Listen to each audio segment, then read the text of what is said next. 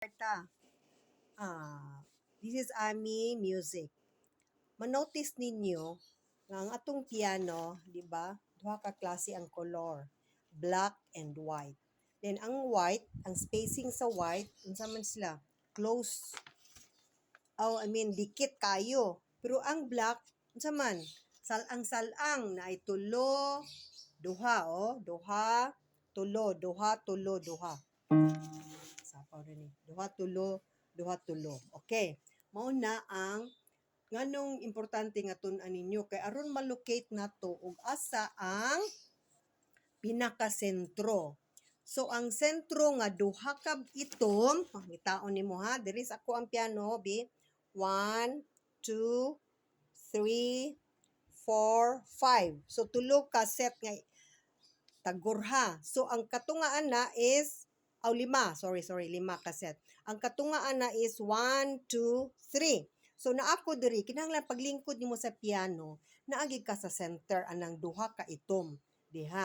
Okay, nganong importante na kay ngano dinha na nato makita ang do or C. So makita ninyo no, middle C. O diri na sa piano diri mo ni middle, mo ni C. Okay? Then makahibalo naman ta kung sa sunod sa do. Ato ning A, do, re, mi, fa, sol, la, do, re, okay, mi, fa, sol. Taman lang sa tadiha. Ug sa letter na C, D, E, F, G. Okay, karon. Manotice ninyo ang mga nota mura siya gahagdan going up. Kay mo na butanganan sa atong mga nota kana nga singala na grand staff. Kanang sa ibabaw, right hand na mo play. Kanang sa ubos, left hand na. So, manotice nimo nga makabalo ka nga, ay, naaday sa right hand ni. Para ini example ining abide with me, naaman sa right hand ang nota, sa ibabaw man. So, right hand ang mo play, ana. Okay, we'll deal on that later. So, diri sa sa kabaluta asa ang do. So, ug naka sa imong piano, you play do, re, mi, fa, sol, or C, D, E, F, G. Okay? Dihagid sa imong middle ha, kay og diri kasi babaw, okay man. Sige, hapon na siya, kay duha ka itom.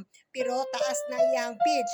Og diri pug ka, sa ibabaw na pod, pira ka taas. Og diri pug ka sa ubos, pwede gyapon.